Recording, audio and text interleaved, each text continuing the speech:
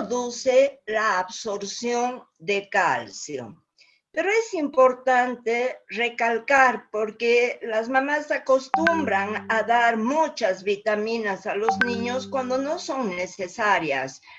La vitamina D se considera una prohormona. En dosis fisiológica contribuye a la formación ósea, pero en dosis suprafisiológicas determina más bien resorción ósea, destrucción ósea. ¿Qué pasa con la PTH, la paratormona producida por las glándulas paratiroideas?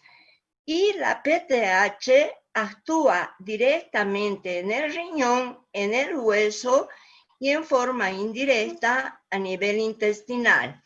Hay que tomar en cuenta que tenemos dos tipos de células.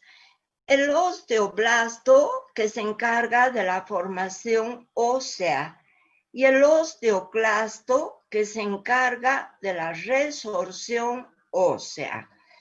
La PTH a nivel renal aumenta la síntesis de esta enzima 1-alfa hidroxilasa y por lo tanto la concentración de la vitamina D3 se va a encontrar en situaciones fisiológicas. Pero la PTH va a aumentar la reabsorción de calcio en el túbulo contorneado distal del riñón, de modo que por de pronto la concentración de calcio esté en parámetros normales. Fisiológicamente, la PTH inhibe la reabsorción de fósforo porque su efecto fisiológico es de acción fosfatúrica. La PTH, por otro lado, inhibe la reabsorción del bicarbonato en el túbulo contorneado distal del riñón. Por lo tanto, evita que el organismo entre en una acidosis metabólica. La PTH también aumenta la reabsorción del magnesio. Todo esto en el riñón. ¿Qué pasa en el hueso? En el hueso tiene un efecto fisiológico donde va a haber un aumento de la reabsorción ósea. Entonces va a contribuir en la formación ósea. Pero en situaciones suprafisiológicas se produce una mayor resorción ósea. La PTH no actúa directamente en el intestino, lo hace en forma indirecta. La vitamina D que se ha formado va a actuar a nivel intestinal y va a determinar la absorción de la vitamina D. Por lo tanto, en situaciones fisiológicas, la concentración de calcio siempre está en parámetros normales. Pero ¿qué sucede si de repente el calcio baja? Ya no voy a manejar un mecanismo de retroalimentación. Ha bajado el calcio y aumenta la PTH, aumentando todas estas funciones en el riñón y el hueso para normalizar la concentración de calcio.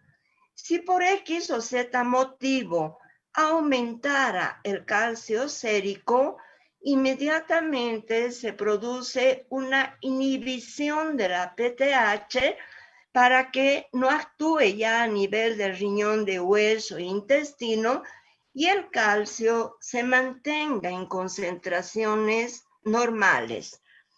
Pero ¿qué sucede con los pacientes que tienen un adenoma o doble adenoma o hiperplasia de las glándulas paratiroides? Todas estas funciones van a estar incrementadas. ¿Por qué? Porque la PTH va a aumentar. Lo que va a hacer a nivel renal es aumentar esta enzima, la 1-alfa hidroxilasa, y va a haber una mayor concentración de vitamina D3, va a haber una mayor reabsorción de calcio en el túbulo distal, va a inhibirse la reabsorción de fósforo, por lo tanto el fósforo sérico también va a aumentar, y como ya no hay inhibición de la reabsorción del bicarbonato, se produce una acidosis metabólica muy parecida al síndrome de Fanconi. Y también va a estar aumentada la concentración del magnesio. Y en el hueso, ¿qué va a pasar? Va a haber una mayor resorción ósea o destrucción ósea que va a incrementar el calcio sérico. Y como tengo una mayor cantidad de vitamina D3, a nivel intestinal va a haber una mayor absorción de calcio y por lo tanto en el líquido extracelular se va a producir una hipercalcemia. Y el hiperparatiroidismo está caracterizado por la hipercalcemia. No sé si esto les está claro, chicos, o quieren que repita.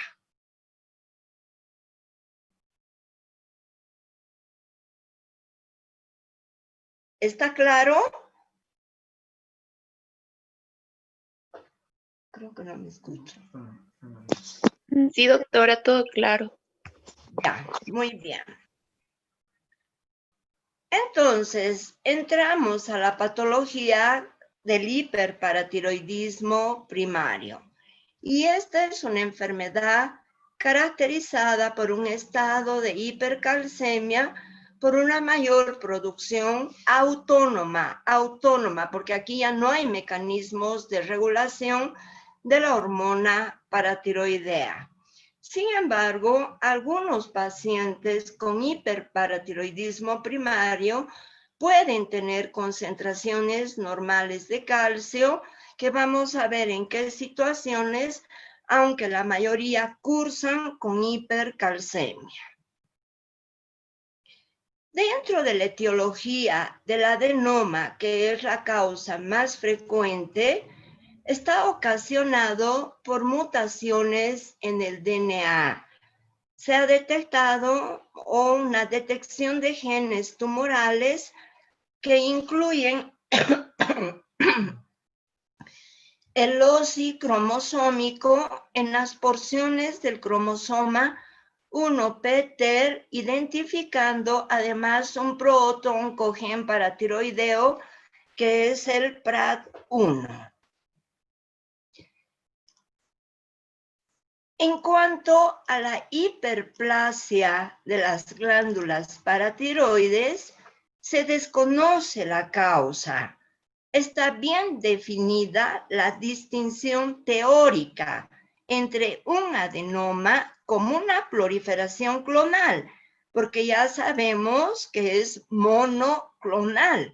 En cambio, en la hiperplasia, el crecimiento de las paratiroides es policlonal y en general se afectan las 4 glándulas paratiroideas.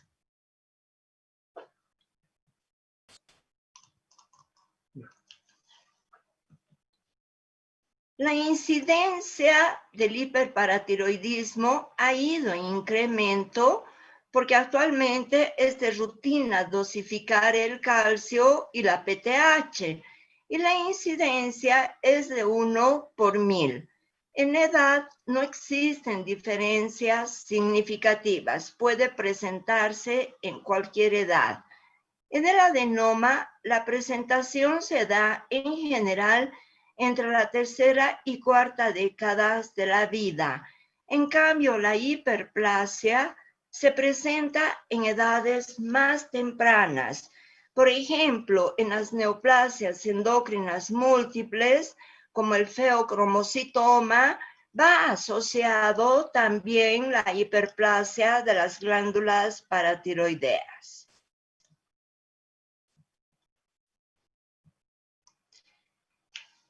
Dentro de la base anatomopatológica puede haber adenoma de una de las glándulas, puede haber doble adenoma, puede haber hiperplasia multiglandular y carcinoma de las paratiroides.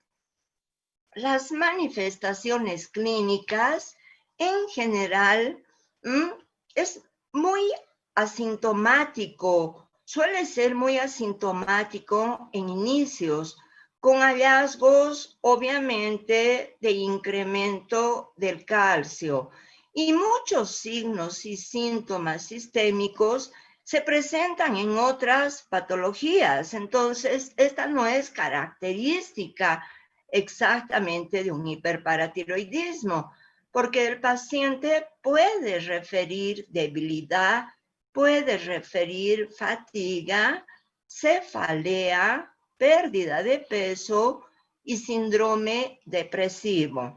Pero sí hay que aclarar algo. En general, tratamos los síndromes depresivos con los recaptadores, estos medicamentos recaptadores de la serotonina. Estos pacientes no responden y cuando recién hemos logrado normalizar las concentraciones de calcio, el síndrome depresivo cede. Yo les he colocado esto para ser un poco didáctico, porque en realidad es como que todo va junto en esta patología. Y una presentación leve cuando por casualidad en una rutina encontramos un calcio aumentado y el paciente está asintomático.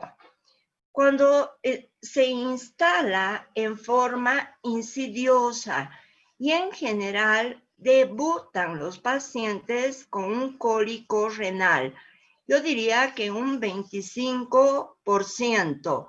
Estos pacientes pueden debutar con un cólico renal o pueden presentar nefrocalcinosis, como es el caso de una paciente que la doctora Costa me derivó, que consultó por un problema renal y encontró en la tomografía y en ecografía una severa nefrocalcinosis. E hicimos el estudio de esta muchacha y ella tenía un adenoma de la paratiroides. Y un tercer grupo donde el diagnóstico puede ser mucho más breve y existen hipercalcemias de mayor malignidad con un compromiso del estado general como debilidad, pérdida de peso, anemia, una BCG aumentada. Y aquí uno tiene que sospechar las neoplasias endocrinas múltiples. Dentro de las manifestaciones renales, el cólico renal es uno de los síntomas más frecuentes. La nefrocalcinosis está presente en la mayoría de los pacientes. Si mandamos a estudiar la composición de estos cálculos, la mayoría son de oxalato de calcio.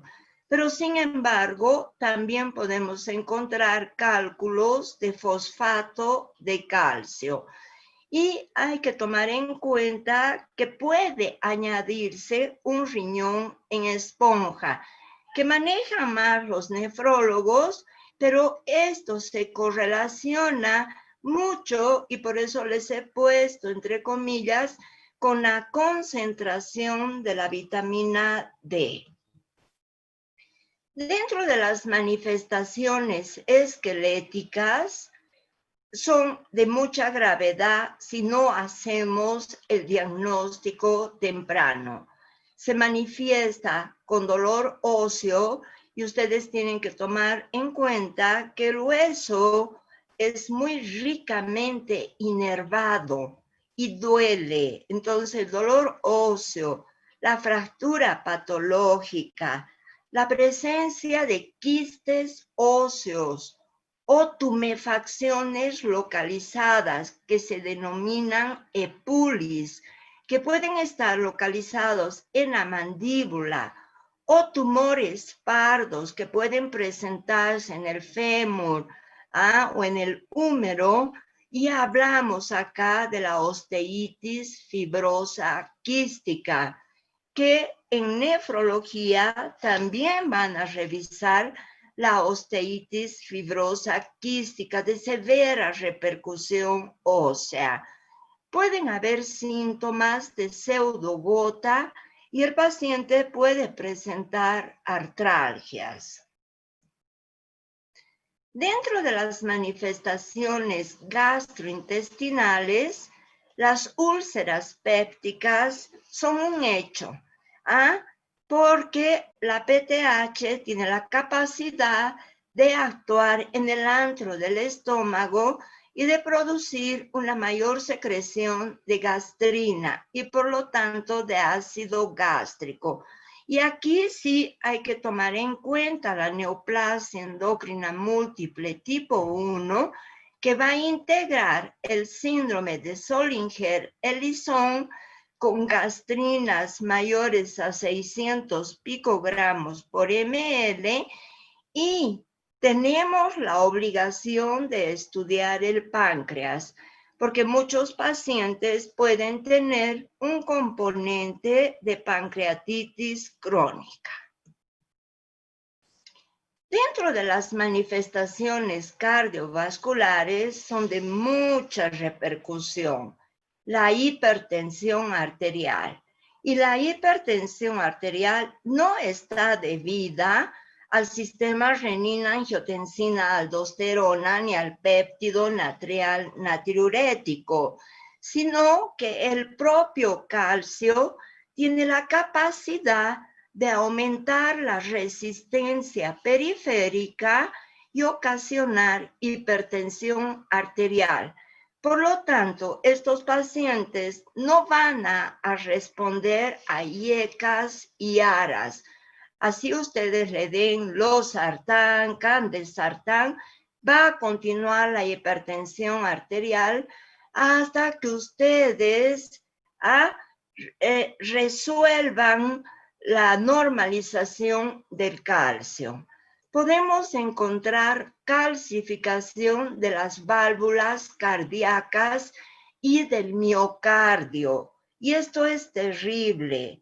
Ocurre hipertrofia ventricular izquierda, existe una marcada rigidez de la pared arterial, y bueno, el electrocardiograma es de rutina actualmente. Entonces, cuando los cardiólogos ven una QT acortada, es sinónimo de hipercalcemia. QT acortada, inmediatamente derivan endocrinología para que nosotros hagamos el estudio del paciente. Yo creo que acá nos quedamos, chicos. Hasta la próxima clase. Doctora. Díganme. Una consultita sobre el examen que dimos la anterior semana. Sí. Voy a pasar mañana las notas, chicos, pero en general están bien. Había una pregunta que la respuesta era A y B, pero el problema es que el sistema cambia el orden de las preguntas para cada persona. Así que para algunos era A y B y para otros era imposible que fuera A y B porque la misma respuesta estaba en desorden. Sí, no se preocupen, chicos. Sé que ha ocurrido eso. Y eso también nos hemos informado entre colegas, ¿no es cierto? No estén preocupados por eso. De eso se va a aclarar. Sí, porque son 3.5 puntos por pregunta y es un puntaje. Sí. Sí, y creíamos que, ¿cómo podemos solucionar eso? Bueno, ya nos pasó antes y anulamos ese tipo de respuestas y se sumaba la puntuación a todos los exámenes. No, yo no he pasado todavía las notas porque voy a tomar en cuenta esto que ustedes me están comentando. Yo mañana en la tarde voy a revisar exhaustivamente esto y en esas preguntas que pudo haber cambiado el sistema, yo les voy a colocar su puntaje. Ya, doctora, muchas gracias. No, Gracias, doctorita. ¿de qué, chicos? Tranquilos. En general están bien. Entonces, hasta la próxima clase, chicos. Ya, hasta luego. Hasta luego, Gracias, doctora. doctora. Hasta luego, Muchas doctora. gracias, doctora. Gracias.